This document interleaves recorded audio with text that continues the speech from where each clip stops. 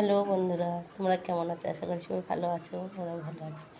আজ দুপুরের রান্না দেখাবো তোমাদের।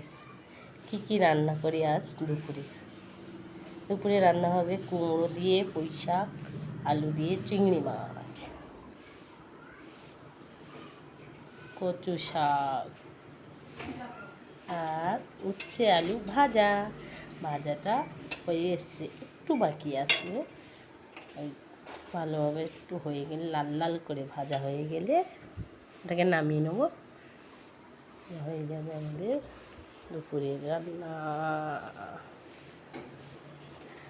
আমাদের মেনুগুলো কেমন হয়েছে একটু জানাবেন কমেন্টে প্লিজ।